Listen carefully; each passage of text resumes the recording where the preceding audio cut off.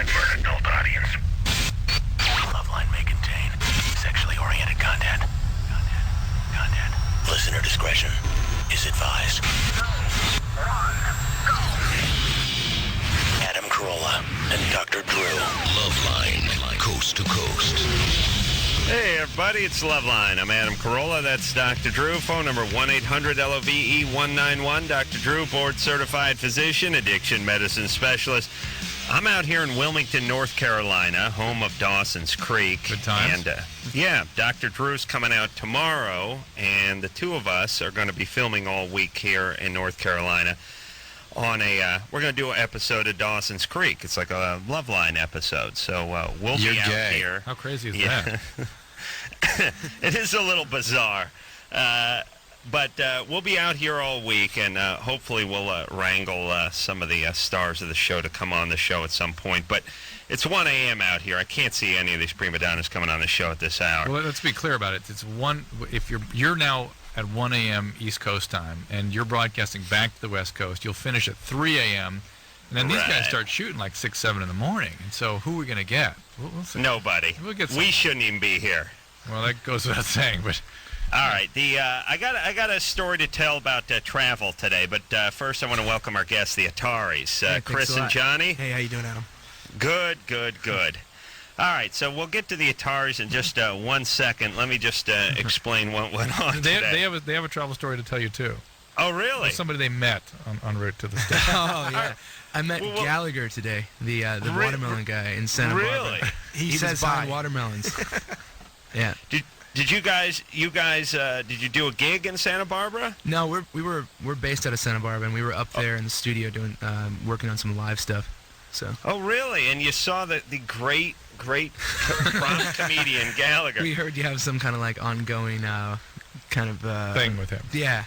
Well, I love Gallagher, but I mean, Gallagher was like the highest grossing comedian of the 80s. A lot of people don't know that, but now he's just an insane bald man with a mullet. And he has like a psycho brother, I guess, that like it tries to steal his act or something. Oh, yeah, his brother took over his act. Yeah. The funny thing is like I was in like a supermarket up there, and this kid came up to me and was like, "Hey, you're in the Ataris." I was like, "Yeah, nice to meet you." And he's like, "Well, I'm really glad you were nice to me because Gallagher just totally shunned me." I'm like, "What do you mean Gallagher?" And I like totally cut the kid off, and like all of a sudden like I was being lame. I was like, "Show me where Gallagher is right now." Shut up, kid. I gotta find Gallagher. And I'm like, "Hey, can I get a photo?" Right to the watermelons. I'm guessing, Gallagher's in the produce. Yeah. He bought 7 watermelons. Seriously? Yes, I'm serious. He's still doing the same gig, Adam. Yep.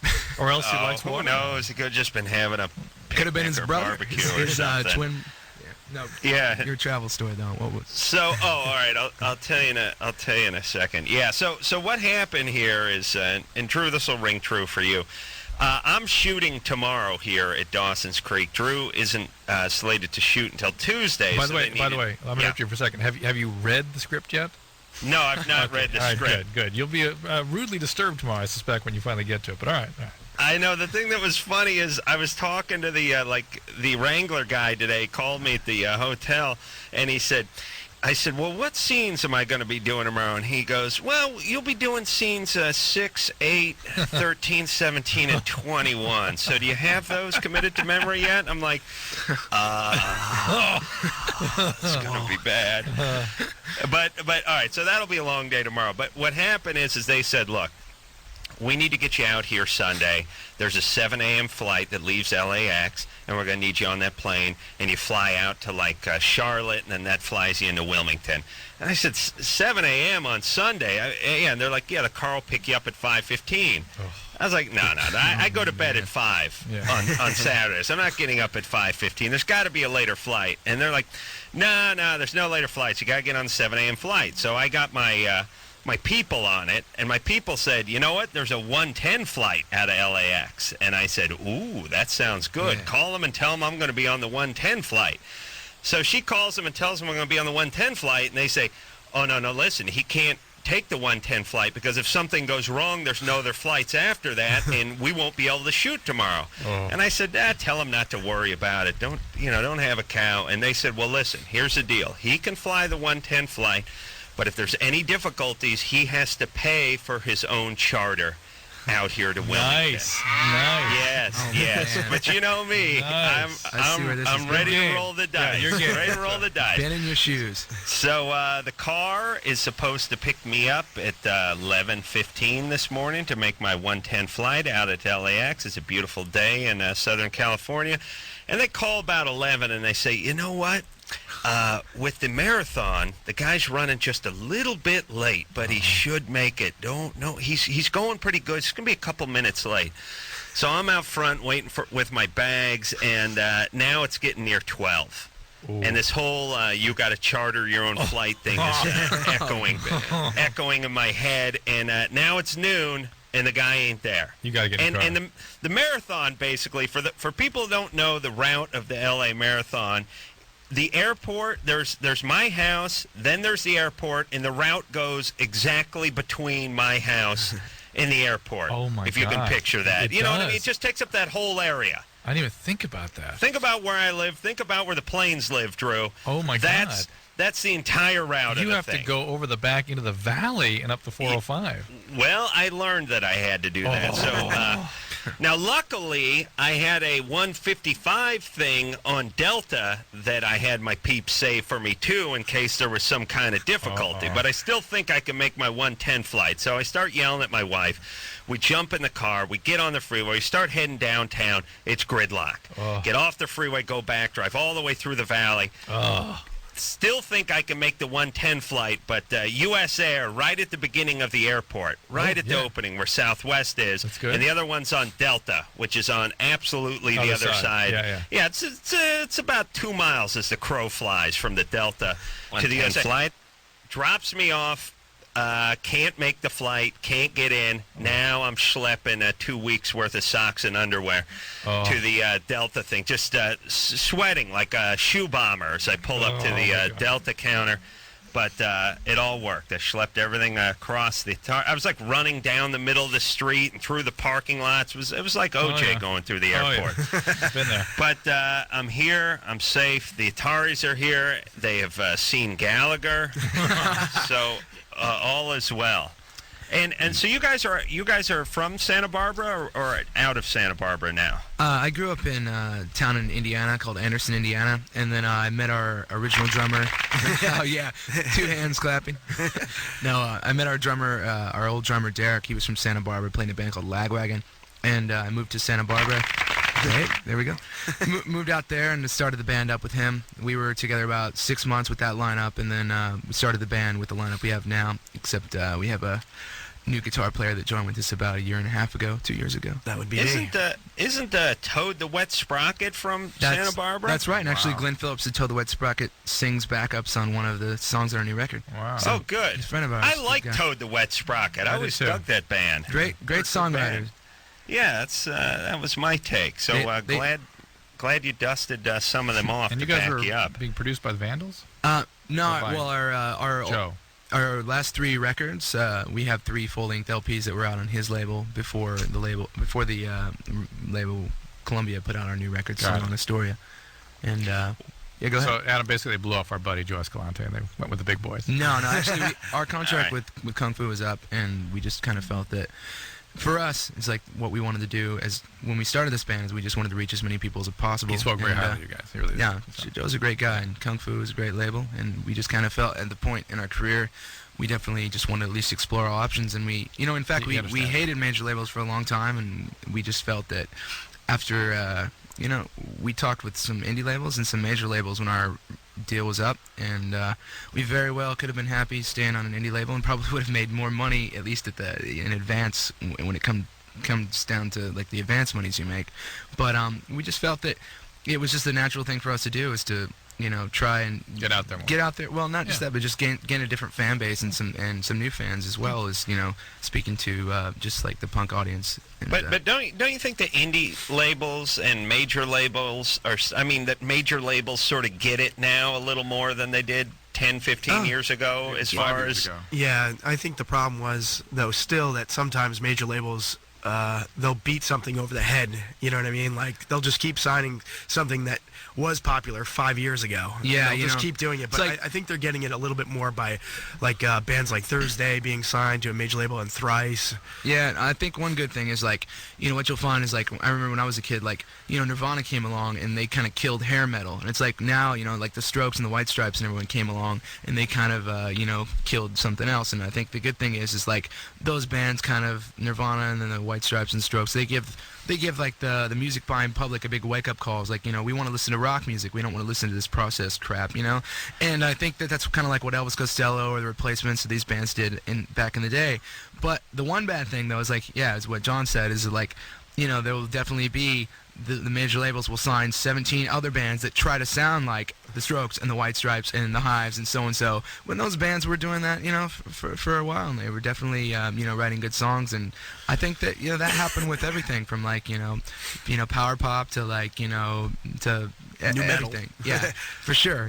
Well, maybe we should hear something from the Ataris now that we've been talking about the music and everything. Then we'll come back and take some phone calls. And this first song is called "In This Diary."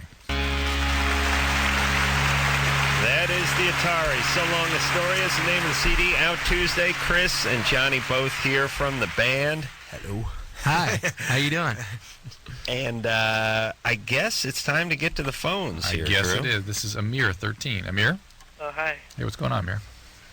Hey, my question is, that my dad is getting transferred to California, and we're going to be moving to Bakersfield.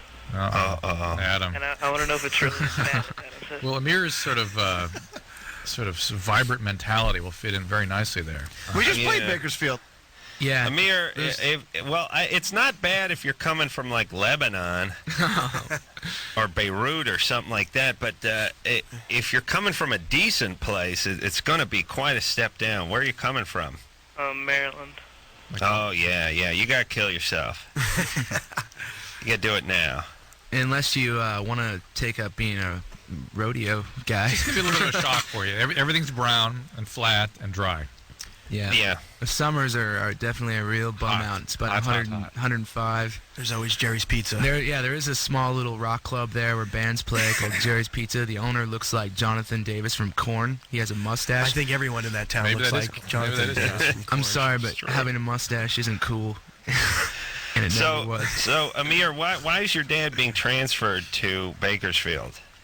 He's a lawyer, and his firm is transferring there. Oh, It's a pretty shabby law firm, huh? Wow. He must have really screwed up. Well, no, he's not like, when I say lawyer, I don't mean he like makes a lot of money. He's not making that much money. And Agricultural that's law? that's what I'm saying. Yeah, bovine law. and I've already told him I don't want to go, and he's saying like I should be glad because we're going to be making more money. And How old All are you right, again? well, Amir, you'll be fine. California's a good place. He's 13. He's 13. You're really gonna be fine. Don't freak out. Do not freak out. This will be fine. You'll Wait. 2 year, a couple years, you'll get your license, and then you'll be able to like, at least it's only a couple hour drive from LA. It's like maybe for all you know, you'll actually like meet some cool people there, and you'll be able to like, you'll find yourself, it's man. gonna turn I grew out up in a small great. town, dude. It's totally all right. You can always, there's always hope. Yeah. But doesn't it seem like the firm opened a branch in Bakersfield just to threaten employees who were effing up? Yeah, sort of. You know what I mean? Like, remember in Hogan's Heroes, they'd always threaten to send a clink to the Russian front? Yeah. Isn't this sort of the California? Isn't this the equivalent to the Russian front? Yes, it's firm for wayward lawyers. Yeah, like, Yeah. hey, Bob, you show up with a hangover again. You're going out to head up the Bakersfield firm. All right, buddy? So straighten up. This is Ian, who's 20. Ian?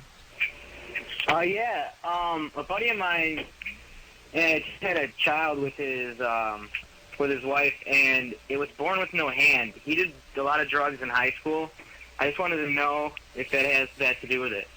No hand. You mean sort of an underdeveloped Yeah. hand? Underdeveloped hand. Strangely enough, there was a report a couple years ago, and it's never been really substantiated, that of all things, marijuana use by the father increases the risk of orthopedic disturbances. So Really? I don't know that to be true. It has been reported. I find that hard to believe because an awful lot of guys smoke pot, and I don't see a lot of this kind of thing. Well, So- it was actually more than pot. He did like cocaine. Yeah, I understand. Generally, whatever the dad does not impact on the baby. I really don't believe it does anything other than to transfer that gene for addiction over to the kid. Well, what percent? I mean, 1 out of every several thousand kids just has a deformity, right? Yeah, for various reasons. Now, Drew, let me ask you this: Are you right-handed or left-handed out of the womb, Yes. or do they know? No, you are, but they don't know, but you are. Your brain lateralizes. What's that mean? Go sideways? That means there's a right and a left to your brain, and that tends to What if you come out with the nub? that tends you to predispose. Right. Well, then you may still be lateralized, but you'll still become other-handed. Right, and you'll never. I mean, guy. you'll never really know because what would have been your good hand is gone. So you'll use your other hand from the word actually go, you and will. that'll be your good hand. Actually, you will, Adam, because if you notice how most left-handers, when they write like this. It's like their hands curved around. They're writing backwards. A true left-hander writes like they're writing with the right hand. See, how do you explain me? I'm right-handed. I write right-handed, but I play guitar. I took a right-handed guitar, Ambidextrous. flip it over. Yeah, no, I can't write left-handed. I play like you know, Dick Dale or- you ambidextrous with other tasks. Yeah, like you yeah, play I guess tennis so. with one hand, or you throw a ball with another, and Yeah. kick with both feet. So that I'm kind just of thing. really a freak then. You may be true. So a very small percentage have it flipped over so they're true left. My wife is true left. Really? Oh, so you can tell by the way they write. Yep. Oh, so Drew, watch the way I write next time because I'm left-handed. Yeah, I think you were not a true lefty, if I remember. Oh, really? Yeah, yeah. How dare you, Drew? Yeah, well, there's not much true about you. But Brand, here we go, 19.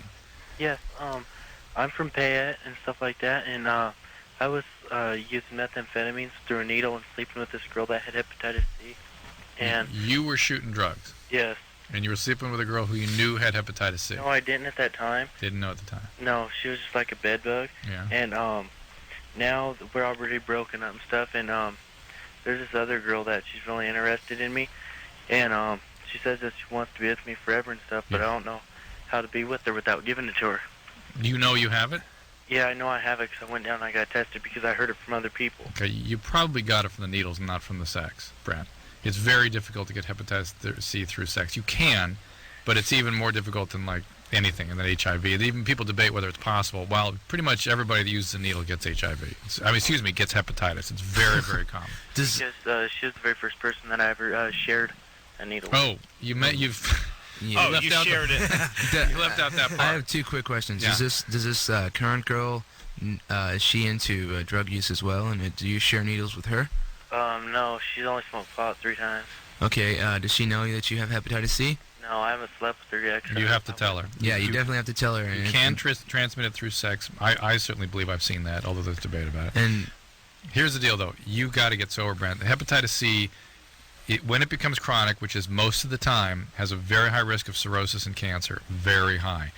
And the only way you can treat this is if you get sober and get the pegylated interferon treatment and get going with this. This can be cured, but they aren't going to treat you until you're sober at least 6 months. Yeah, I'm through with the meth now. I just smoke pot every once in a while. You got to get completely sober in the program, off everything for 6 months, and you can show that you're active in a program. Then a hepatologist will treat you. Oh, really? They won't treat you if you chip with a little weed every once in a while? Because they know that will lead back to the drug of choice without exception. yeah, they're all like, definitely gateway. I see. Yeah. Always a bad sign when you meet a woman and she announces that she's going to be with you for the rest of her life. And you're 19 and she's 16. And She's probably 14. Be fair. Good time. Be fair. But maybe she knew he had the hep C and was thinking, well, the guy's going to make it until 2005. Yeah, so, That's forever. That's forever for him. yeah, that's not too big of a commitment. Yes, maybe she said, I'm going to be with you for the rest of your life. I'll be 19 at the time you kick off. Oh, But man. no. Kind of like he'll- Anna Nicole or something. He's got to get himself straight and then get on that interferon stuff because it will screw your liver up, right, Drew? The hepatitis C, it will cause cirrhosis, it will cause cancer, and it is a devastating disease over years. Is it?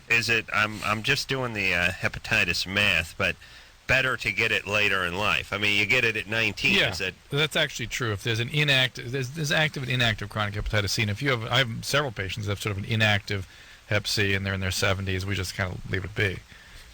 Yeah. They're Oh, just- you're gonna die anyway. No, it's Yeah.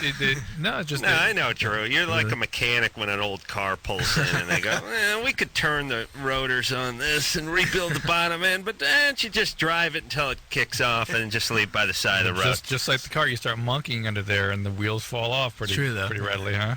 All right. All right, we're going to take a little break. The Ataris are in studio tonight. I'm out here in Wilmington, North Carolina, and we'll be right back after this. Hey, everybody, it's Loveline. I'm Adam Carolla. It's Dr. Drew. Phone number 1-800-LOVE-191. I'm out here in Wilmington, North Carolina tonight. Drew's going to join me tomorrow night. We're doing Dawson's Creek all this week out here. This is where they film the show. You're gay. The How is it? Ataris are in studio tonight, Chris and Johnny. So Long a Story is the name of the CD, and it is coming out on Tuesday.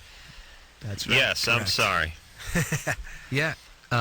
We're actually doing a big record release party tomorrow night at the Troubadour. Listen to this, Adam. 10 p.m. tomorrow at the Troubadour. Free show. Wow. They're I may gonna come sign back us- for that. I mean, I told him, I said, you sure you want us to announce this? Because people are going to love this music. And it's going to be tomorrow, 10 p.m. at the Troubadour, free. Ataris, live. And with a Yeah. signing afterwards. Yeah, we're gonna. You got to get Sell the there record. early because the Troubadour's not a huge venue. I mean, right now, that- I hope you guys are calling Hollywood PD and stuff because that street's going to be... No, we're gonna Spilling out. do like a whole deal where we sign the record and sell it for the first time at midnight, and that's like it's a place where we kind of started playing when we The Troubadour. Yeah, when we first started as a band, it was one of the first places I think we actually enjoyed a show in Hollywood, and because it was for a while it was like, there's so many bands in Hollywood. It was like why it was good to be a band based out of Santa Barbara because there's dime a dozen down here. So Now, are they still doing that thing that was going on like in the 80s when you had to pre-sell your tickets where the band would actually have to buy the tickets and then sell them again? Some bands do that. Yeah, we actually did a show for a couple of friends of ours, band Breakdance Vietnam, and it's a band called the Go Reflex. Nice plug. Oh, I wasn't. But anyway, they tried this club called the Key Club. That's a pretty bad club. They kind of made them sell tickets, and yeah. I know some other bands that as well have to put up like $500-600 just to put a show in there in certain clubs in LA. That's really hard to do when you're not It's really very discouraging, Right. You know. Yeah, that's always a scam. That's like, I remember like in Little League where they want you to sell a box of chocolate. and you have to Speaking of- spend of it. I brought the Girl Scout cookies in tonight.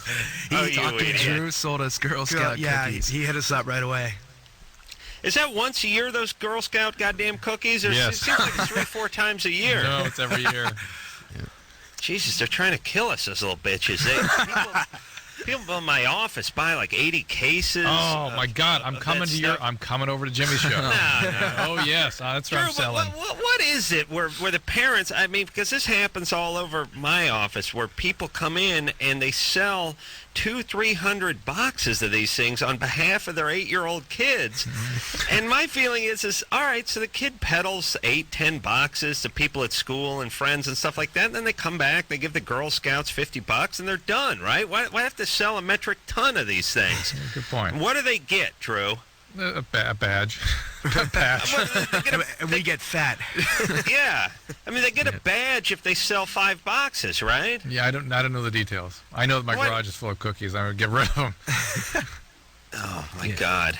Drew, why don't you just do the right thing, which is just burn the cookies in your backyard and cut a check for like $3,500. I to just the see Girl this Scouts. vision in my head of like going out at 2 a.m. and Drew's opened up every box. It's just like just eating. Oh, it'll be so easy. You know what happens too is it starts trouble in the office because some people are into like the junior Yeah. mints and then other people like the what is the one Samoas? with the Samoas. He was out of and- Samoas. I was about to tackle him. Right, people get angry, Yeah, and yeah. then they get very territorial. Like, hey, yeah, you go off with your Samoa's buddies over there, and me and the smart junior mints folks, we're gonna hang out here. Well, they get angry if you like one and you don't like the one they like. Yeah, Like, what do you Kinda mean? that- it's Thin like Mints the are the same- best. It's like the same with rock music. It's the Ford Chevy thing. You know what I'm saying? right. All right. Here we And go. can't the Girl Scouts can't they start making other things, or is it just cookies? You know, I was thinking, I don't know anything about the company that creates these things, but it's a fascinating little piece of business, isn't it? Is it millions? It's got to be millions of dollars nationally. It's got to be each year. millions and millions of boxes. Forget the dollars. The bottom line is definitely kids and advertising. Whoever kind of picked up on, we can have kids sell our products. You know, they definitely stumbled on a good thing. And why don't they start stocking those like at movie theaters and stuff? Because but that'll undo that. The wheels That will come would- off the wagon. Then you won't buy from the Girl Scouts. But I'd get stoned and go into a movie theater and see a box of Girl Scout cookies and open it with my mouth. We're going to start selling it at my wife's father's hardware store. Smart. Yeah, see. Here we go. Aaron's 19. Aaron? Oh, hello. What's up? My question is that I whenever me and my girlfriend get into an argument, I tend to bring up her past because she's the first person I've been with and she's been around. Yeah. What do you mean been around? What does that mean? Like she's slept with a lot of guys. How many? I'm not sure, but somewhere like 10 or over. 37. And how old is she? She's 21. I'm 19. Okay. Alright. You said a few years was she in college or something? She goes to the same school that I do. College. Yeah. All right, that's it's in normal range for a 21-year-old, right? Would you say, Adam? Yeah, but this is going to bother a guy. Yeah, because she's my first, and we've been together for a year or so. You should have got to her when she was a freshman. So what are you going to do about it, Aaron? You're That's what I said. gonna let this eat you up? Are you going to end the relationship, or are you going to let it go? You have three choices. Very simple.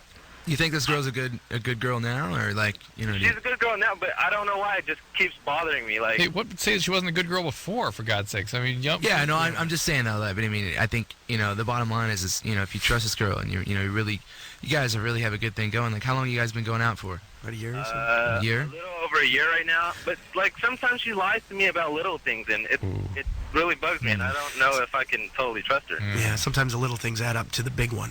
Yeah, All right, exactly. here's the way you have right. to look at this, Aaron. Is she healthy or not? Is she full of chaos? Does she have a traumatic past? Does she somebody have difficulty being in a committed relationship without in sabotaging her it? past relationship, I'm not. she tells me that her boyfriend's like kind of psychotic, and he threatened to suicide and all this other stuff. All right, so that suggests that in the past she's at least been a fixer, that she's somebody sort of codependent, which suggests that maybe she came from a kind of chaotic family background. No, her family's fine. What does she have any bad habits at all? Does she drink or anything like that? Is she kind of reckless? Is what I think we're getting She at. keeps getting crabs. Other than that, A little cream will cure that. Penicillin. What's that, Aaron? She what? She used to do drugs and stuff, but when we got together, I guess she stopped now. Yeah. See, that's bad. Maybe she's just not the girl that you're looking for. Or maybe she is, but you've got to look at her realistically for who she actually is. And maybe she's an addict, and maybe she's sort of marginally in remission right now, but there's stuff starting to surface. She had well, plus you have all that energy when you're 19. And for a 19-year-old guy to be with a woman who's vastly more experienced than he is sort of a recipe for disaster. That makes him feel much better. She's vastly more experienced. He's a little punk First here. off, you don't have. I mean, it doesn't take much to be vastly more experienced than a guy who's not been with anybody but her. Yeah. You know what I mean? I mean, all you got to be with is with one other person, and you're 100 times more experienced. But let's also be clear about what's good for him. What's good for him is for this relationship not to last, because he should have other relationships. Yeah. But what's bad for him is to be obsessive about this kind of stuff. If Yeah. you're in a relationship and the relationship's going okay, then focus on that. Exactly. Right. Especially when you're 19. Yeah, And 'cause plus, this is the only girl he's ever been with. He's gonna be out of the game if he gets himself out of this. I think that guy definitely needs to Here is Zach, 18. look past it. Hello, Zach, how's Zach? everybody doing this evening? Doing great, we're Zach. How fine, you doing? Zach. Hey, well, you guys sort of addressed the question I had in the very opening. So is it all right if I just read a couple, little segments here, just stuff I pulled off the message board? I want to give John and Chris a chance to respond. He's gay. Yeah, we know this guy. He's a really good guy. All right. He's one of the top posting people on our website. And, All right. He's a good friend of I ours. don't just post, I moderate it. Yeah, that's true. He is. Hey, Zach. Those are in the universe. Anyway, just there's a lot of stuff going around now about selling out and stuff like that. I find it sort of hard to stomach considering what you guys do for the fans and all that. So I'm just wondering how you guys really respond to that people talking about like MTV, the radio. You guys are going to the radio and all that kind of stuff. How do you guys respond? I think it's for us is like, we try to really explain to people, how much we really care about our fans. Is like we definitely go to great lengths to operate the Ataris as a band that we pretty much exist solely for our fans. We open a record store in Santa Barbara where people can come and when we're there rehearsing, people can come and we've let people come back in our rehearsal space in the back of the store and actually play songs with us. And like we always let a kid from the audience play guitar in our last song in our set every night. We answer all of our mail, or a majority of our mail personally, and we read all of our mail, but we try to respond as much as possible. Run our own website. These are all things that I think that if people really like look into who the Ataris are, it's like regardless of what label the Ataris are ever on, these are things that we always will continue to do because it's something that's important to us. And I think it lets people know that we go the extra mile to not just be a rock band. We're a band that we try to tear down the barriers between our fans and us. And it's something that very few bands do. I think maybe like Fugazi or Avail or those bands have kind of gone that length. But all in all, I think. Punk rock started out, if you want to call us punk, which I don't think I think we're just a rock band, but if you really want to be technical, look at the Clash, the Ramones, the Sex Pistols, they were all on major labels. And I feel today, that there's so many ties with major labels and independent bands. It's like you can't really. And by the way, thank God, those of us that are lame would never have been exposed to that stuff if somebody didn't distribute it to us. Growing up in not everyone is tuned into the underground. They're not. You made the comment about like Nirvana and all the other bands like paving the way for better stuff later. That's right, exactly. Because growing up in a small town, there was one little independent record store that I would always go to and buy my records, and that record store shut down. And what was I supposed to do? It's like you pretty much you got to either to go see shows and whatnot, you'd have to drive 3 hours north to Chicago or 2 hours to Cincinnati to go buy records. It's like you really have to search it out. And that was one thing why we wanted to go to a major label, because we felt that like the label we were on was a great label. It's always a great label, but when you feel that you're not really going to reach many new people and there's still so much ground to be conquered, it's either stay stagnant and continue speaking to the same amount of people, or to try to gain some new fans and we totally will always appreciate our old fans and do everything we can to let them know. I think a lot of the old fans feel betrayed. Screw those old fans. I know what that's like too, because I definitely know what it's like to be someone who something is some band is totally personal to you, and you're like, oh, this is my band, this is something that, and then all of a sudden, hey, I just discovered so and so band, this is a new band. It's like, no, they're not. They've been around for 6 years. Well, that's what I say to that. Music is not an elitist art form. Music belongs to it belongs to everyone. It's not like anything doesn't belong to you. It's like it's music. Bottom line, if it's good songwriting, everyone deserves to hear it. And the bottom line is, if we can turn some people who that what they listen to on a daily basis is bad new metal bands or just bad pop music, I would be really happy that they would try to check out our music and hopefully get something positive from it. And that's really all I want to achieve at the end of the day, is to hopefully get a positive message out to the world and maybe do something good. All right. Well, it was well said, Drew. Thank you, sir. I want to talk to some chicks. Have we talked to any women tonight? There is one woman on the board here. What's it say? But it's time for a break. We'll try to clean it up a little bit. Let's clean it up. Let's see if we can knock the sacks off the board and put the vulvas on there. Yeah. All right? Yeah. All right. The Ataris are here. We'll take a break. We'll be right back.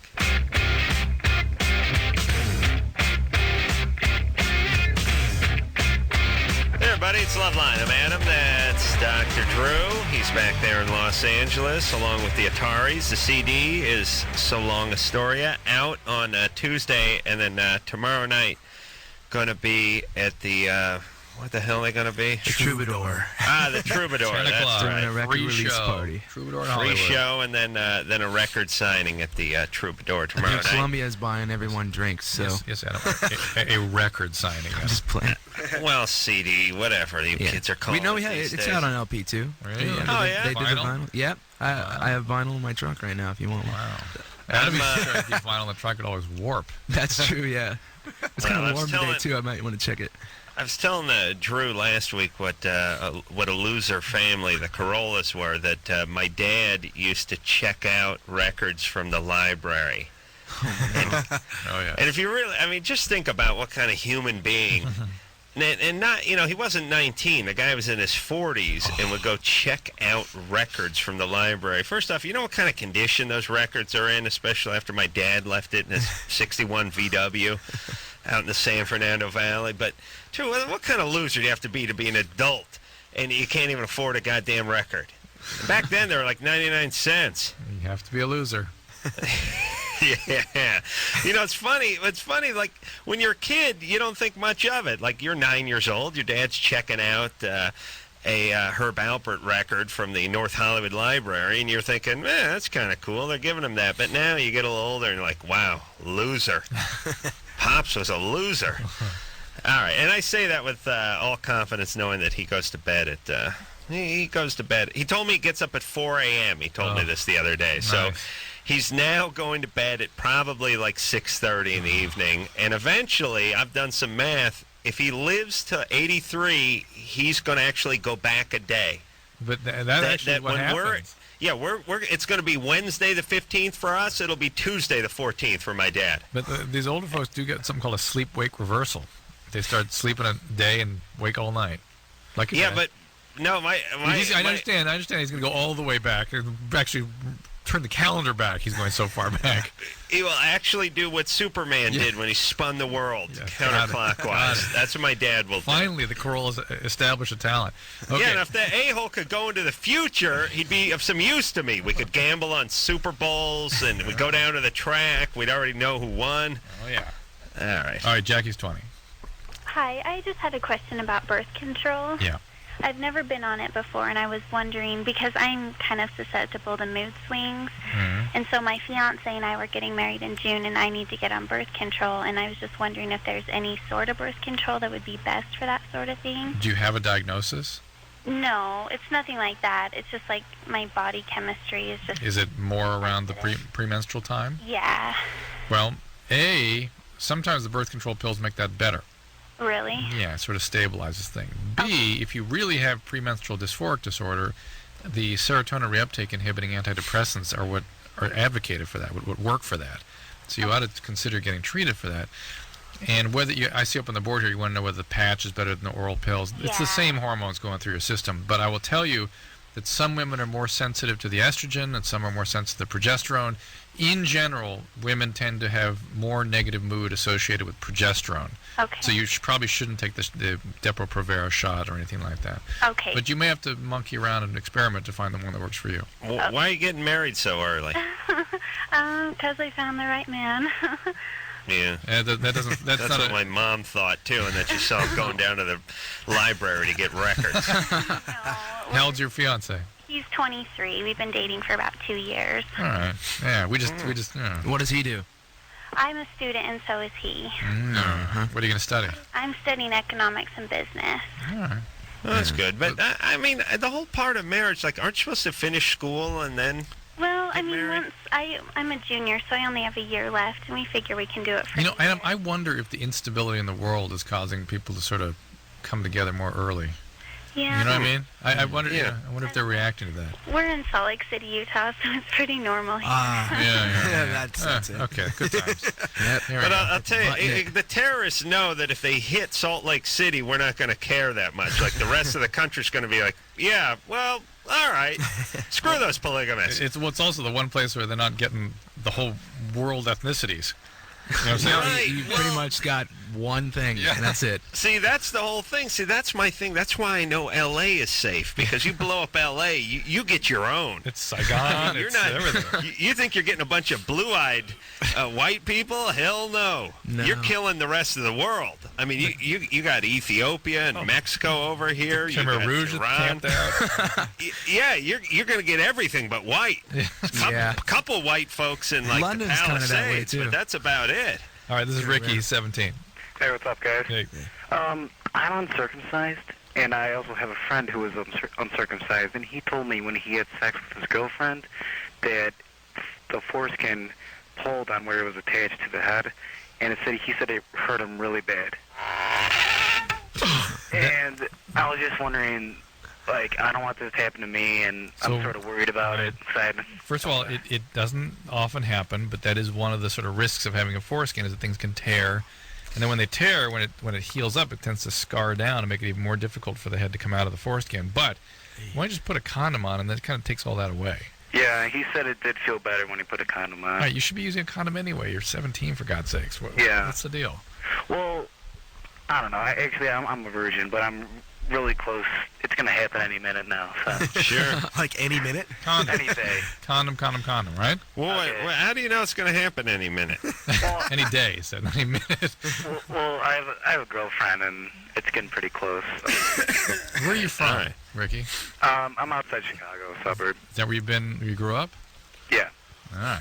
All right, Hey, good time. sounds Well, Sounds like Bostonian. Boston. Yeah, that's what I thought, too. Take care of Yeah, that but I guess- foreskin, buddy. Yeah, Chicago can sound that way too. Sometime. Well, obviously. Okay, this is Susie, 14. Hi. Hey. Hey. How you doing? Good. I want to know if you could still be pregnant after 2 tests and they say they're negative. How many weeks after the conception? It'd be 3 months. No. Well, I mean, there is such a thing, but I think it might be 3 months. yeah, if it's much more than a month, it's very unlikely. I mean, very unlikely. Did I hear a smoke detector go off in the background? there, No, Adam? she Oh, yeah, she got my- a radio on or something. No. My smoke detector's broken. It See? goes off See? like 5 Man, you seconds. got great ears. Adam? No, wait a minute. It's not broken. It needs a battery, right? I don't really care.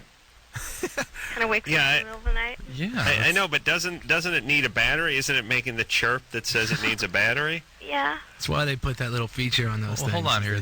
We'll hear it again in about 20 seconds or so. And it'll go off again. Yeah, we know that. I went to my sister's house and it was going off on her house. You didn't jump out the window or I anything? freaked out and Yeah, I good. left. Told Good. her I can't believe she's related. Good, Adam. It was loud too. Well done.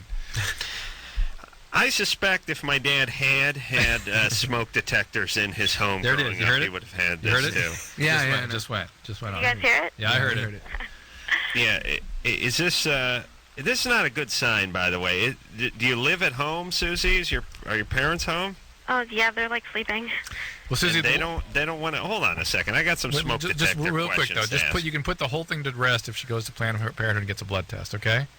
Uh-huh. And by the way, if she's not having periods for 3 months, that needs to be figured out why that's not happening. Also, on your way to Planned Parenthood, you swing by the Home Depot and get a 9-volt battery. Would you, screwball?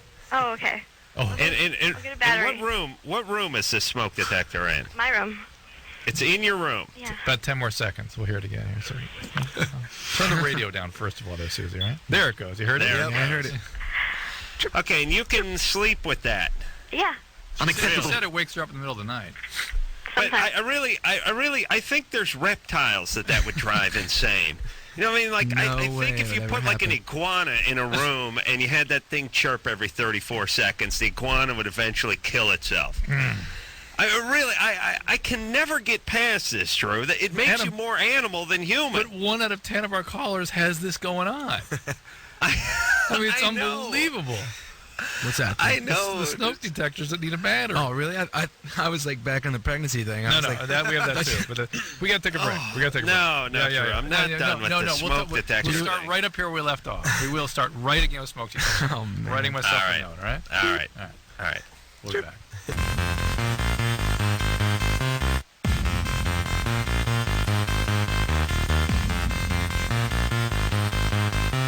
Hey, everybody, it's Loveline. I'm Adam Carolla. That is Dr. Drew. I'm out here in Wilmington, North Carolina, home of Dawson's Creek.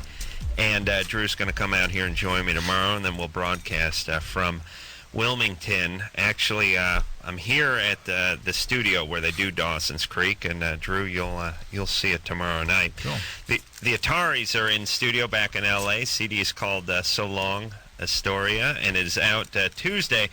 They're going to be at the Troubadour tomorrow night doing a free concert at 10 o'clock and then signing those CDs after that. So That's right. You can get in on that. Drew. And we're talking smoke detectors. oh yeah. No, wait a minute. Now, I'm done with smoke detectors. No, I'm Good. just getting ahead of steam here. All right.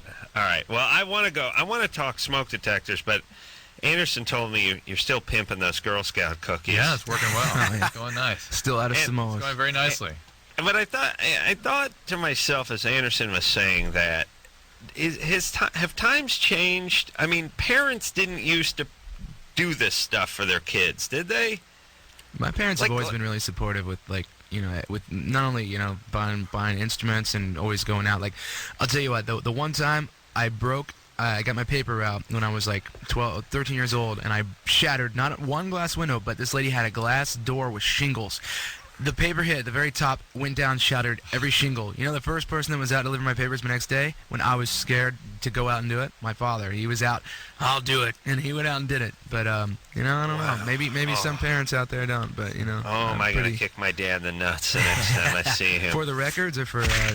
I think my mom did the Girl Scout thing back in the day. Yeah. But were they out selling, you know, hundreds of boxes of cookies? Did this stuff go on in the past? Drew, your parents wouldn't have done this for you, would they have? No. But it's kind of fun. It's fun? Yeah, it's kind of fun. It's fun putting your friends and coworkers on the spot. That's the thing, the intimidation. Yeah, it's very fun. Yeah, you look like a jackass because they're like, how many boxes can I put you down for? And you're like, I guess 2. 2? Oh, yeah. Come on. Stu over in accounting bought 30 boxes. Now, come on, buddy, ante up. And people just to do see it. the smiles of joy and satisfaction on everyone's face when they actually put those cookies in their mouth. No, but Drew, here's the problem too: is people, if they know you make pretty good coin, then they do it like they do the same thing they do that the jewelers have done to us. This, you know, it's like, well, 2 months' salaries. That's a good point for how much you should spend on Girl Scout cookies. Guitars are eating the Dos-Dos right now. All right, did they pay for them, Drew? Yeah, of course. The man who walked in the door, he walked by us in the night. Accountant's daughter. Hey, so the smoke detector thing, Adam. Yes. Listen. Okay. Yes. So there's this huge campaign, it's particularly in California, to get the smoke detectors in every room and every house and all that stuff. What the hell good does that do if people's smoke detectors aren't operating? You know what I mean? Yeah, well, and yet we have to sit through hours and hours and hours every day of secondhand smoke ads. And God only knows how many more lives could be saved by actually having functioning smoke detectors in people's homes. That's right. Well, think of the secondhand smoke you take in when your sofa's on fire. That's right. That's what I'm saying.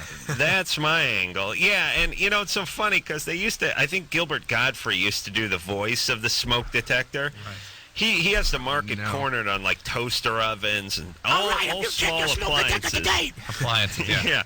But now there needs to be, he needs to do the voice of a 9-volt battery. Yeah. Saying like, I'm lonely, I'm tired, no, save your life. Replace me. The guys that did the I'm Just a Bill on Capitol Hill song need to do a battery song. That's right. What the song you're talking about? The Conjunction Junction. Oh, okay. Yeah, okay. All right. And you know, the thing that was funny too is that caller we spoke to with the smoke detector, she's like, yeah, it's broken. It's like, no, it's not broken. It worked just fine. She had the same attitude about whether she thought she was pregnant 3 months later. It's like, look, I'm pregnant, but if I was pregnant, my kid would burn up in a fire. But, you know, meanwhile, you know, definitely. All right, everybody, get up there. You know what it is? I'll tell you the problem with the smoke detector. Here's the problem. It's on the ceiling, and nobody can get to it. This is what happens. I've just stood, you just stare at it for long periods of time, and then eventually get pissed off and take a mop to it. Right. People need to get a little step ladder and a 9-volt battery, put themselves out of the pain, or we need to start. And they always tell you to put it at the highest point in the room, but let's just compromise and put it at the 4-foot level. Right. You know what I mean? Just stick it on the wall. That'd be. I guarantee if people could get to it, they would change this battery. I make a point of going around and changing ours, but I swear to God, they don't test right. Something's wrong always. I end up taking it off, unscrewing it, and throwing it in a drawer. All right, see that, Drew? You're just as bad as our callers. But I mean, I try, but they don't work right. They don't. It's always something kind of funky about them. Why don't you put one of those Samoas in there in place of the 9-volt battery? Then people will definitely go up there. Well, you just try different cookies, see which one actually creates a current. Nice. Yeah. All right. All right, let's start with something with the band. Chris, 19. Hi. I was just wondering. I wanted to ask Chris a question. Okay. You said that. So happy to hear from you. Okay. I have a quote here from you saying that you're a band that exists solely for the purpose of your fans. That's right. And well, I saw you guys. Actually, saw you with a really good friend of mine back in Denver, over a few months ago. And a really good friend of mine, actually, you jumped in the crowd and kicked her right in the head, and she had to get 20 stitches. And then you made a real cool comment about it afterwards, and we were just wondering if we could maybe get an apology, because we've tried to write you, we've tried to write your record company, and what? Tried to we've just no, I mean, no, I'm just trying to see. I mean, if you exist solely for the purpose of your fans, we just want to know that you really feel bad about that. Well, here's the thing. It's like, if this really happened, I would have assumed you probably would have came up to me after the show and asked for an apology, and you would have made this clear then. But honestly, I don't think I've ever remember anything like that happening. But that's a bit dramatic of a thing to happen. Exactly. And not know about. And if it was something, that like that would have happened, of course we would have apologized and would apologize right there to your friend's face. But honestly, I don't remember jumping in a show in Denver because if I remember correctly, that was one show on the tour where I think the crowd was actually seemed kind of sedate, and I would have never jumped in the crowd. Yes, I have jumped in the crowd at time to time, but yeah, that was like a big theater and there's like a lot of seating, and so I definitely don't remember jumping in the crowd of that show. But regardless if that happened or not, I mean, what kind of comment is that? You're not for the fans because you didn't apologize to a girl that got kicked in the head. I'm the first guy that's like every night after we play a show, I'm out there talking to our fans, signing things every night. And honestly, it's maybe you guys, you know what, Adam, you'll agree with me on this. Maybe you guys are kowtowing too much to your fans. Yeah, no, that's definitely something. You need to set some limits with people because you know what? They don't own you, and you are there for everyone to enjoy. And the people that think that they have proprietary privilege over you guys should go to hell. You're totally right, man. I mean, well, you're totally right in the sense that, like, man, I think we care too much about people, and that's why it's like when I read something or see something where somebody like actually says like, "Oh, sell out this or that," and it's like, man, I take that really personally because I'm just a huge fan of music, and I'm that kid that was out behind the club waiting to get something signed from a band, and the one time when a band wasn't like really polite to me, I really took it seriously. But then I realized that like, yeah, there was one instance like I was in New Jersey and I was in the toilet and this kid kept coming in, like actually trying to walk into the stall. He's like, "Hey man, it's Chris Rowe from the Ataris," and I'm just like, "Dude, come on, I'll sign your stuff when I'm done using the bathroom." Chris, Adam, give him a little primer here, seriously.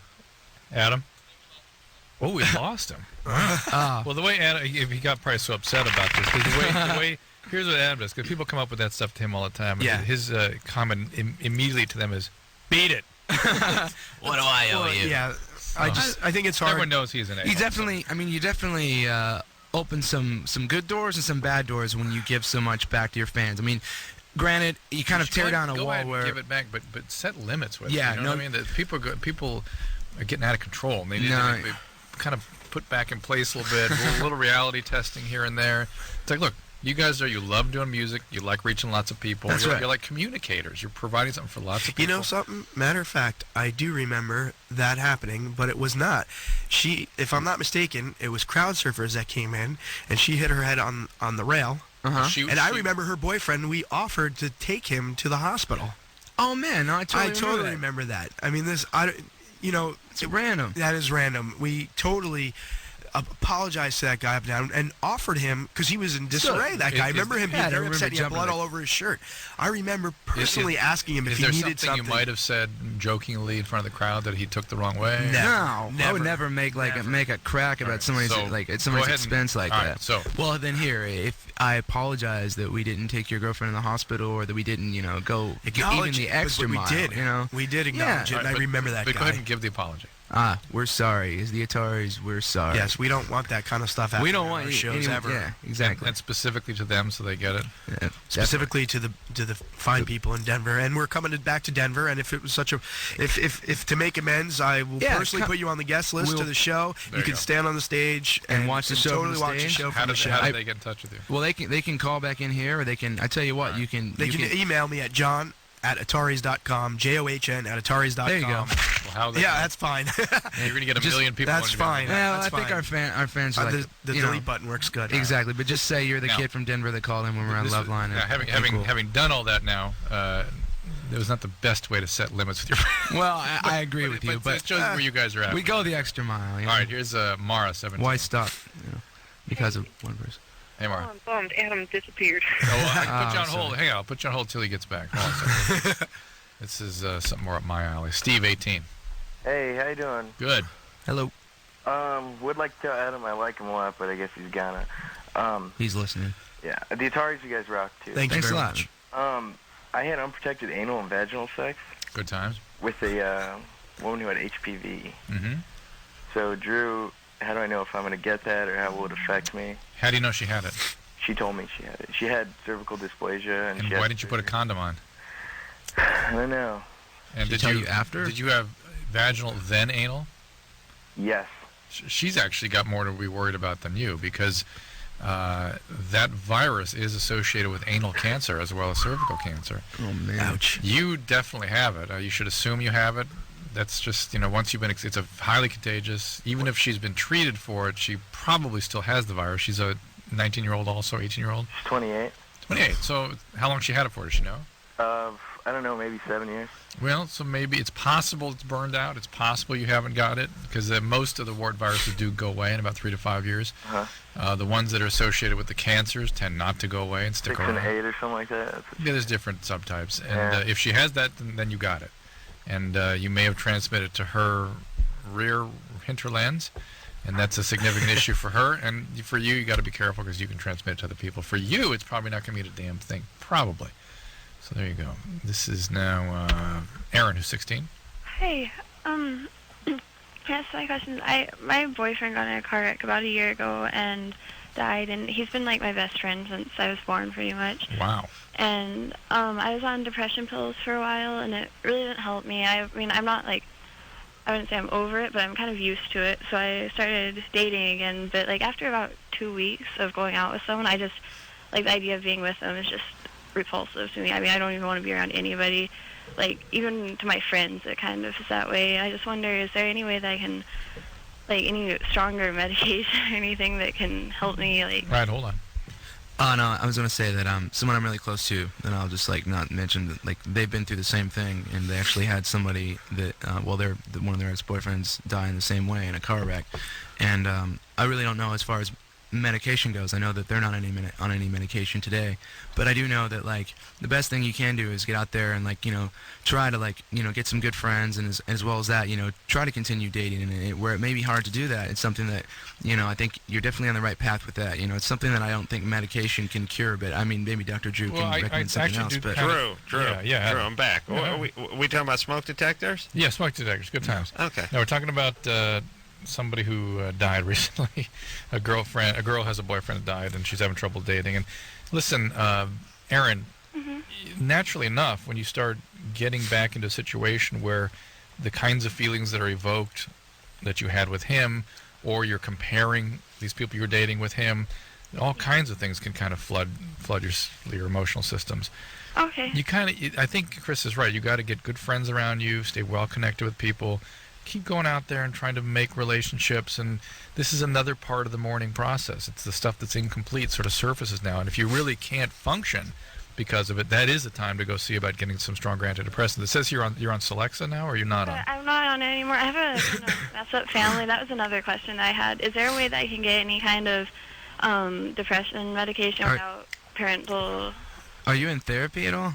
Not anymore. Well, you definitely need to do that, because I went through therapy when I was a child, you know, and, I mean, my parents were actually pretty, I mean, they weren't, I mean, we had some problems. My father was an alcoholic, and my parents, got divorced when they got back together later, and all I can say is, like, you know, going through, like, you know, group counseling as well as just regular, you know, one-on-one therapy was probably one of the things that kind of kept me level-headed through a lot of times when I could have turned to drugs and whatnot. And I definitely think that you got to lay off the whole wanting to get prescription drugs, and without, you know, an adult, you definitely try to look into, like, you know, getting some therapy. And, like, I think maybe, I don't know if your parents can help you do that, but well, I don't live with my parents, and I'm not emancipated, so I can't really get their signature. Who do you live with? One of my friends. Oh, yeah? Yeah, but you can still go to... You're in Seattle or Washington, D.C.? Seattle. Seattle. I mean, go to the University of Washington, go to the mental health services there at the Department of Psychiatry. Yeah, there's tons of stuff out there that you can get access to. And I agree with what you're hearing from the Ataris, which is don't look for the complete solution in a pill. That's just that helps keep you safe, but really it's a little bit of real work would be in order here. That's true. Adam, you back? Yeah, I've been back for a while. All right, we were on a roll out here. No, I know. It's all right. We're talking about something serious. I was trying to, you know, it's funny. We were down for 5 minutes, and our engineer out here, Alex, got us back going again. But he was on the cell phone when we were back going, and he was talking upstairs with the door open, and I could hear him over the mic. So I threw my pen cap at him, and it landed at his feet. And he sort of looked at it for a while, like, wonder where that pin cap came from. And then he kept talking, though. He never looked at me. Well, I throwing a pen cap at you, Alex. That's a sign. He thought it came off the ceiling.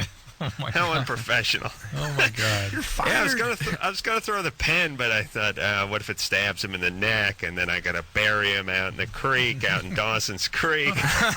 Be a great episode. Yeah. All right. Yeah, All let's right, see we're what I fine. deal with every night. Every Alex. night. Mara, 17. Mara wanted us to wait till you get back on the line, Adam. Mara. Oh, good. What's up, Mara? Sorry, Adam, you're like my hero. I had to wait. Thanks. Anyways, okay, so my friend has been dating this guy for like a month now, and at first, like, we didn't really like him, but we kind of got used to him. You know, he started giving us rides to, sweeten the deal or whatever. And Wait. You already lost me. Who is this guy? this guy, my friend, started dating. She's been dating him for a month. Your girlfriend started dating a guy, and he started, what, sweetened the deal? No, he was giving him rides. He was just being nice, kissing up to him. Yeah, he was trying to make us like him so we would say nice things to her because he's like been crushing on her Who is for we? like 3 years. Who's we? There's like 3 of us and we're all like best friends. Okay, so all right. Me and my other, yeah. All right. Anyways, and so then like recently I started hanging out with him, like alone because I just kind of like get along with guys better and stuff like that. And I just recently got a car. By the way, Adam, I named it after you. Anyways, and You got a Carolla? She got a Carolla. Yeah, it was already named after you. You named your car after me? Yeah. Actually, the Nissan people did it for her. Yeah, that's a Toyota. I beg your pardon. idiot. Did you get personalized plates? All right, so you named your car Adam? Yes, I did. What kind of car is it? It's a Toyota Corolla 87. Oh, all right, makes sense. Good time. Yeah, Adam Carolla. Sounds more like your dad, Adam. Yeah. All right, so you're not driving the Mr. Corolla, you're driving the Adam Corolla. All right, so yeah, and my dad's car, if you're driving his car, it only goes to the library to rent records. It's the only place you can drive it. So now what? Do you start to like this guy or what? No.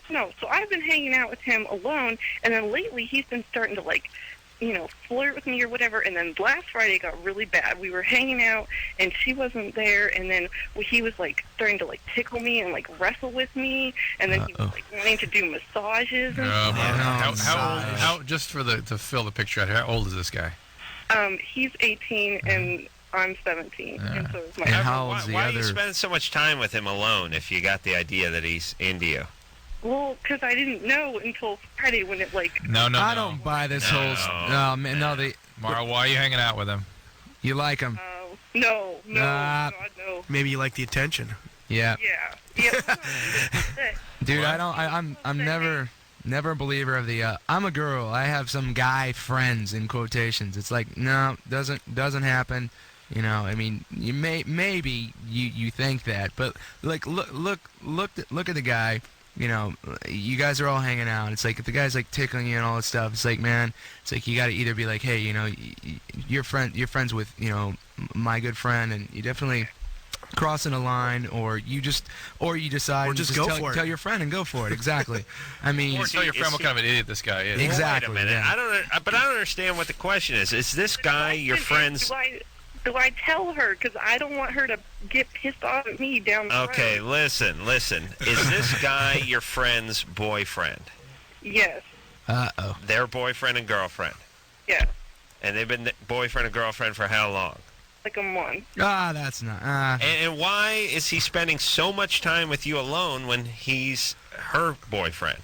That's what I don't understand. Well, what does your friend say about this? Well, at first she was like, I don't know about this, but then she was like, oh, well, you guys are just friends, and that's fine. But who has this amount of time that all his free time is spent hanging out with you? I don't understand that. Is she away or something? Well, she was grounded for like a week, and she doesn't have a car either, which I don't know. I mean, that doesn't really have too much to do with it. He would totally pick her up. You got that spanking new 87 Adam Carolla you're tooling around in. Exactly. Okay, listen, Mara. Listen, you like this drama, or you like the attention, or you like him, or maybe it's all the above. It's all bad. Yeah. It's all flawed on Mara's part, right? Right.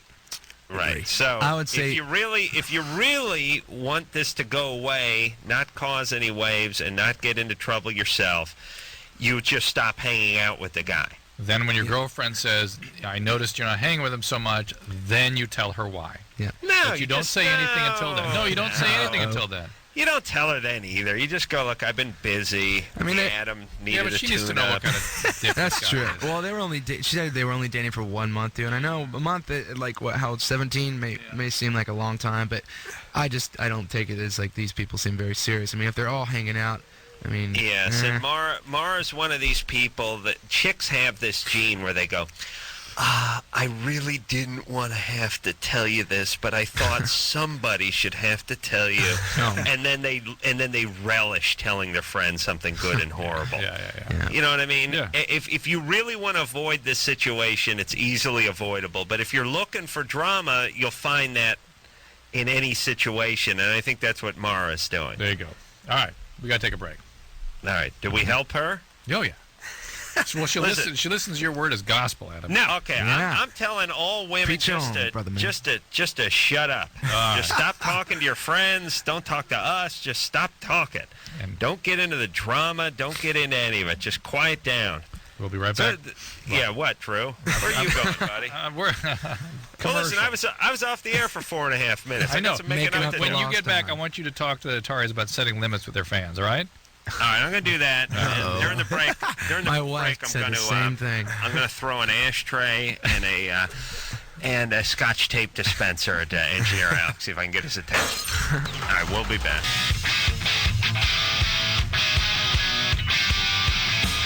Hey, everybody, it's Loveline. I'm Adam. That is Dr. Drew. I'm over here in North Carolina. I'm doing Dawson's Creek this week. Drew is going to be out here and join me in North Carolina because it's a Loveline themed Dawson Creek that we're doing. And Drew, you read the script? Yeah. You got a good idea of what's going on? Yeah, I'm presented rather nicely and multidimensionally, and you're sort of presented as a one-dimensional a-hole. Oh, Nice. yeah. Nice. Yeah. Like I'm just chasing chicks. Right, And wanting exactly. It was exactly what you'd expect. Yeah. You're going to love it. All right. Well, we'll do some modifications. I'm sure on there the will be a script little tomorrow. surgery. Yes, there will. And then I'll pull out my great line that everyone hates when I explain to them, listen, people, I'm saving you from yourself. Now give me a few minutes to rework this script. It's always, they always take it just the way it was meant. All right, the Ataris are in studio tonight. So Long a Story is the name of the CD. It is out Tuesday. They're going to be at the Troubadour tomorrow night on the fabulous Sunset Strip at 10 o'clock. They're doing a free show. So that's and on then Santa they're going to be signing Monica those CDs. It's on Santa Monica Boulevard. That's all right. Oh, it's on Santa Monica. That's right. Close enough. You don't hang out down there? Let's You know what? I have been. You know, I think I saw the. No, that was at the Whiskey. That's right. Yeah, I've been to the Troubadour a bunch of times. I forgot it though. It is. No. It is on Santa Monica. It should be on Sunset. Yeah. That's what I'm saying. There we go. It's on. I think it's on like Doheny in Santa You're Monica. exactly isn't right. it? You're right. All right. But Where we have another song to play. But before we go to the song "So Long a Story," did you hear the Ataris' story of woe about their fans and how they kill themselves on behalf of their fans? Yes. And I said, look, you guys got to take a lesson from Adam how to set limits with fans. People come up to you, you know, they tell you sold out, and you know. Did you hear that call we got where a guy said his girlfriend got his head kicked in by Chris? No, I didn't No, you hear missed that. all that. And Chris was like, I'm so sorry. I thought, no. And I didn't even do it. It's like we find ourselves like we definitely always. They're like mea culpa for everything, Right. including like living and making good music. That they shouldn't be allowed to do that, lest someone else might hear it. Yeah. And I thought, Yeah, boys, you got to get past that. Yeah. Beat it. Realize, you have thousands and thousands of fans, so you lose a couple. You know what I mean? That's number one. You gotta look at it as like you're a general, and these fans are your infantry. You know, a couple guys step on a landmine. Hey, it's a sad day, but so be it. The army has to keep marching on. That's So what should they say to their fans when they come up to them at at events and things bother them? Well, here's the thing that's funny, that if they're complaining about selling out or you guys not being punk rock or hardcore enough, you telling them to beat it or you'll kick their ass is as hardcore a thing as you can do. You know what I mean? Yeah, well, you get more fans with that attitude. I They guess, love that. I guess I kind of like. I'm always been quite the opposite. It's like, you know, our whole philosophy is to like just to try to go the complete extreme and just try to like take everything in every situation with our band. It's like, you know, we go the extra mile to like try to tear down that barrier, because for me, I always hated it when bands acted kind of like rock starish, and like, I mean, if you make yourself really easily accessible and you just go right out at the start of the show and the end of the show and just sign everyone's stuff, and then people really understand that you really, go out and take that extra amount of time, and I don't think they act as freakish as if you make yourself very reserved. Yeah, that is a great strategy, except for when the band starts becoming more and more popular, and you're playing bigger and bigger venues and selling more and more records. There's more and more people to deal with. Eventually, you just can't. You can't reply to every email yourself. You can't sign every CD and every T-shirt yourself. I mean, it's noble that that's what your idea is, but ultimately, if you get to a certain level, it becomes mathematically impossible. No, I agree. Yeah, it's definitely, where we used to write in our CD, we respond to every letter, then we would get letters like, when are you coming to Iowa? And it's like, okay, there's a line you have to cross, and definitely, we still go out of our way to like try to at least read and let people know that we listen to every demo and whatnot, but, we cannot respond to just something like that, it's like... Yeah. There's always one person that will be like, hey, you're for the fans, but you didn't say hi to me. You walked away, after I saw Chris out there for 2 hours freezing or something. You know what I mean? Yeah. But then it's like there are cases though. There have been a couple freaky people, and I will just real quickly share. Well, there was one like when we were first starting out. We've been together about 6.5 years. We used to list our actual old apartment address in the CD when we first started out, and that was we didn't go out and buy a P.O. box. And these kids from Brazil showed up, and like, we're like, hey, what's that? And there's like this group of 6 Brazilians on our doorstep at like 6 in the morning. We are here from Brazil to see the Ataris. I'm like, oh no, oh no. So, but and then we had a guy, actually our good friend David, who's in this band Simple Plan now. We kind of like met that guy. We were on tour up in Quebec, and we kind of gave we're like, oh, it's cool, we'll give the guy a ride to a couple shows. And then a month later, he ended up showing up on our doorstep too. He's like, I came from Montreal to stay with you, and we're like, no, you're not, but I hear what you're saying. You can't. Wow. You guys are like the United Nations. You got Montreal people, the Brazil people showing up. Yeah. Well, good accents, by the way. Oh, thank you very much. It's my, So let's go ahead and hear that song, shall we? Oh. Yeah. What song is that, Drew? So Long Astoria. It's a title track. Yeah. That is the Ataris off So Long Astoria. That's the title cut. And a good song, guys. Thank you very much. Chris and Johnny are in the studio back in L.A. I'm out here in North Carolina, and Drew's going to join me for a little Dawson's Creek week up here. And hopefully a little time for us, Drew. Yeah, I as you were speaking those words, I thought to myself, oh, thank God I didn't have to fly with Adam. Thank God. I got a lot of talking saved up for you, Drew. I have no doubt about it. Actually, I'm kind of looking forward to the house talk. Oh, yeah. Drew and I got to talk about house. I got to complain about the family. Well, we got a lot of catching up. That's the part you seem to perseverate on planes about your mother, and I skipped that part. We're going to take a nice walk down to Dawson's Creek. Maybe we'll do a little skinny dipping. Huh? All right. Born gay. The life is to live gay. All right. So, anyway, Tari's in the studio tonight. They're going to be at the Troubadour tomorrow night at 10 o'clock. Free show. Right on Santa Monica and Doheny. All right, so take a call. Yeah, Tabitha 14. Hello. Hi. Hi. Hi. I have a question about giving head. For the first time Friday night, I gave a guy head, and I was just wondering what the guy's opinion was about spitting and swallowing. What they thought was hotter for a girl to do. Hotter? Yeah. You're 14, Tabitha.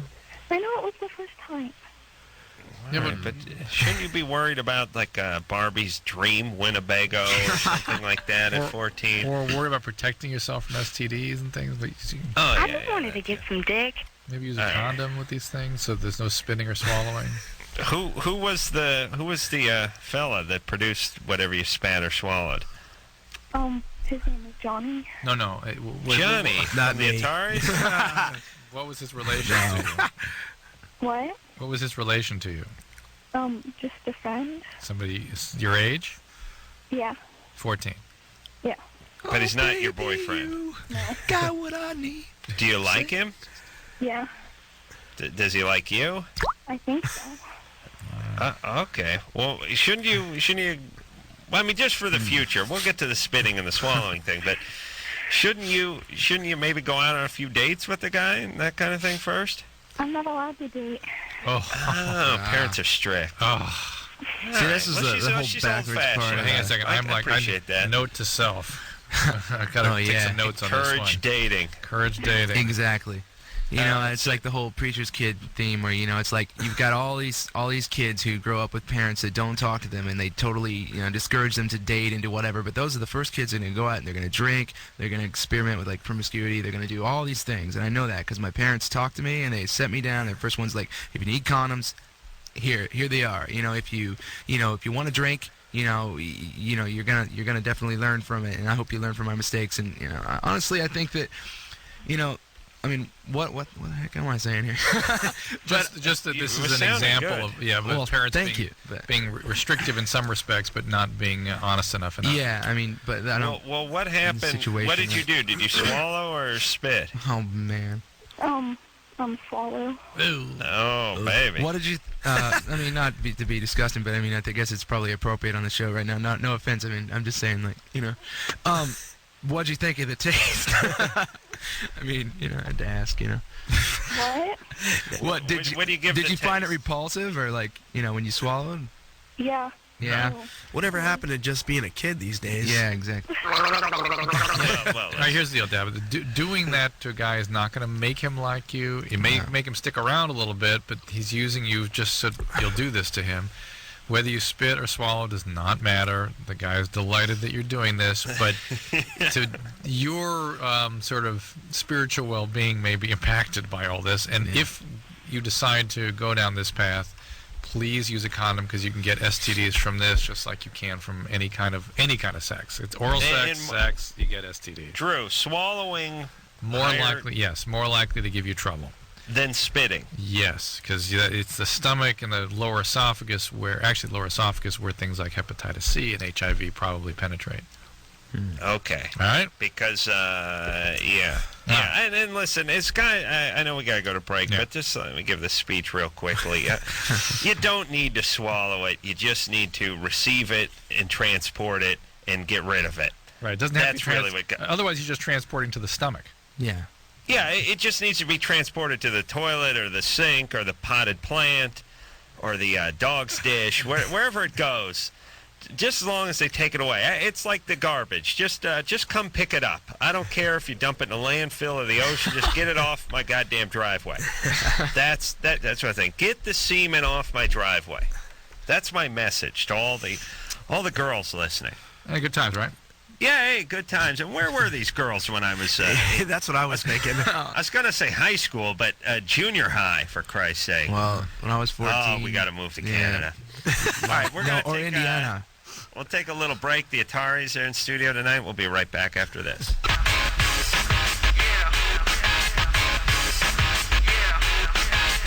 Hey, everybody, it's the Loveline. I'm Adam Carolla. It's Dr. Drew. Chris and Johnny are here from the Ataris. So Long Astoria, name of the CD. Coming out Tuesday, and Troubadour tomorrow, 10 o'clock. All right, let's get to a few more calls here, Drew. All right, here's Ignacio. 16. Hi. You asleep? No. I'm right here. You've been waiting a long time. Like I saw your call up there. Hour or so. What's up? Yeah. I've been with my girlfriend for like a year already, and probably like 4 months ago we started having sex. And the thing is that her parents found out that we're having sex, and now they don't let me see her. How old is she? 15. And how'd they find out? She told one of her Ninas or something. Her what? She trusts. Her Ninas? Brother. Well, brother or sisters? Yeah. Nah, her Nina. The sisters. Yeah, whatever. What do you mean the Nina? You mean the little sister? No, like her mom's friend or something. Something like that. Is her friend's name Nina? No, that's what she calls her. That's what she calls her, though, her Nina. Is that her godmother? Street slang. Yeah. Godmother. Yeah, she's a ghetto girl. All right, so she told her Nina. Yeah. And her Nina then went and told the Pinto, and then the Santa Maria found out, and all hell broke Ignacio loose. seriously smokes pot. No. Oh yeah. Oh yeah. Oh yes. He smokes a lot of pot. You hear that laugh? He didn't even know he was on the phone that long. Oh yeah. He's Ignacio. like, what? What's up? Hour? He's high right now. Oh man. Yeah, you're bumming us high, Drew. So the question: Do the parents do they like you as a person at all, or I mean, her parents? Yeah, they did. Like, they would always have me at their house, like, eating shit and kicking it. Oh yeah, but because it was just about the pot thing. I didn't know if they didn't like you or because of that or whatnot. Oh no, they don't know. I mean, they. Yeah. No. How could anybody tell Ignacio? Exactly. It's impossible. I talked to you for detect. 1 minute. I knew you were a total stoner, for God's sakes. Well, my wife, one of her little brothers went through a similar thing, and I kind of told him that it's like, well, because I know that I've been in that position in the past too. It's like if you really like someone, you're gonna continue to try to keep seeing them, even if the parents say say against it. And how long you guys been going out for? For like a year. Oh well, then I definitely. Yeah. So know where what? you're coming from. What are you gonna do? Does she want to keep seeing you? Yeah, she does. And are you guys using protection? Yeah, we use protection. What do you use? That's good. Trojans. Good times. Sponsored by Trojan. That's right. Good answer. I like this guy. Drew gets 5 cents for each time someone mentions Trojan. Trojan. Yeah, well, thank you guys. And his daughter gets $2,500 for every metric ton of those cookies. Yeah, that's what I was about to say. Like, how much do you get after you mentioned Girl Scouts 1,000 times in here? That's right. I want people to send some Girl Scout cookies to my house, to my mother's house, my father's house. Drew, what you got to start saying, you got to start mixing it in, saying that those Girl Scouts got to use the Trojan condom. Because, well, I don't know. This is off the top of my head. I think Ignacio needs some Girl Scout cookies. I think it's they're having a new mint flavored condom, so people are encouraged to use it for oral sex, and we kind of equate it with the thin mints, of the Girl Scouts use. Man. Smart, Drew. Yeah. Genius. That's the girls are all wearing helmets too. See, on the box, there's a picture of girls. So that's what you call synergy, Drew. Yeah. All right, so I don't know what Ignacio needs to do. Ignacio needs to stop smoking so much weed. maybe have a sit down with the family. Yeah, try and work something out. That sounds like a cool idea. I mean, you can lay low for a couple of weeks. If this family really let likes, things cool down. Sorry. If they really like him, yeah. Yeah, if her family really likes you, man, I think that and they're really kind of as cool as you seem to let on that they are, and I think that you could probably maybe be lucky enough to be able to talk to their parents and try to work something out. And I don't know, maybe they would respect that even more because 16. It's like I think that they are probably open to know that kids at 16 are having sex, and I think that as long as they know you guys are using protection, and maybe you guys can both sit down, or at least you could say, hey, okay, we understand you didn't improve this. We'll try to we'll stop this. Yeah, if it's important just to have a relationship with those parents, and especially if you got on a year. I mean, because at 16, I think that shows that you guys are trying to have a relationship, and it definitely, I think you're down the right track. But lay off the pot. Smoke up with the parents. Yeah, there you go. Right. Be like, hey man, I just bought this big bag of weed. Let's hook it up. Here's Alex, 17. Alex. Oh yeah, hi. I actually wanted to thank you guys, Chris and John and Kid and Mike, because in a way you guys kind of saved my life. In a way. How's that? What happened? Because I was really suicidal and I was drinking a lot and I was into cocaine and crystal for a while, and I broke up with my boyfriend and my friends weren't there for me, and the music, the Ataris was the only thing that was there for me. And then I went to the free show, the video shoot. Yeah. Right. And I talked to Chris, and what he said to me, I was about to kill myself, and I saw a sticker he had signed for me, a big ass picture that you guys had at the show. Oh yeah. And I just remembered what you said, and I stopped. I didn't do it. I remember talking to you before I went out and talked. All the kids were waiting to go into the video shoot, and I just I felt, man, this must be monotonous for everyone to be sitting out here in this big room. And I was like, I'll just go out and talk to everybody. Actually, I totally remember talking to you. No, because I came out and sat in the seats with everybody. But no, that's what I was telling Chris earlier. You're only as good as your fans are, and each and every one of them's an individual. You have to take the time to get to know them all on a personal level. That was your that was your direction, I believe. Did you hear me saying that earlier? Yeah.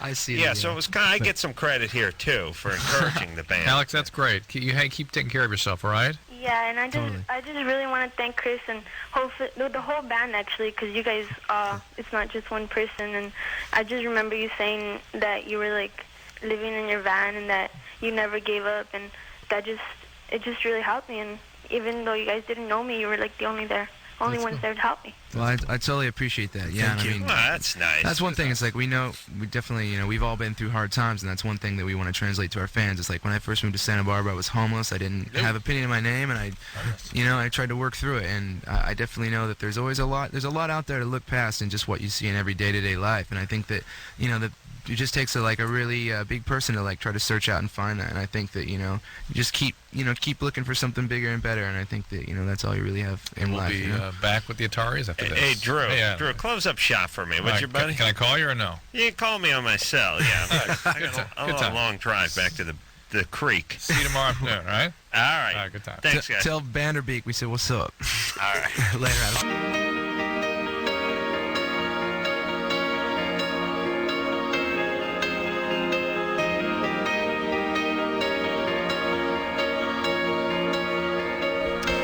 Well, that about does it. The Ataris, thanks guys for coming in here. Thank you. Upcoming tour dates: Chicago on the 30th of March, Denver on the 4th of April, Portland 8th of April, San Diego 12th of April, Anaheim 15th, New York. Conan O'Brien on the 14th of March. Conan O'Brien on the 14th, and tomorrow night at the Troubadour, 10 p.m. free show and a CD signing to follow. Troubadour tomorrow night, 10 o'clock. Can I give a quickie just to say thanks to my sister Deanna and my brother-in-law for camping out tonight and listening, and maybe my brother in the Bronx freezing with 10 other cops eating donuts. Oh, that's awesome. And any other friends that have been listening. We should have been talking to them. Oh my god, Awesome. It'd been great to have a bunch of New York City police officers. And my wife and my mother and father and my daughter, Starlight. And I'm sure better be in bed. And just to say what's up to our guys in the band, Mike and Kid. Thank you for coming out tonight. Thank you, Drew. And Adam and I will be broadcasting from Wilmington, North Carolina. Hopefully we can get some of the cast of Dawson's Creek to join us tomorrow night at 1 to 3 in the morning, Eastern Standard Time. And until then, this is Dr. Drew on behalf of Adam Carolla saying, mahalo. Be a pussy. Be a pussy. Be a pussy. This has been Loveline. The opinions expressed on this show are not necessarily those of the staff, management, sponsors, or this station. The producer for Loveline is Ann Wilkins Ingold. Loveline is a presentation of Westwood One Entertainment.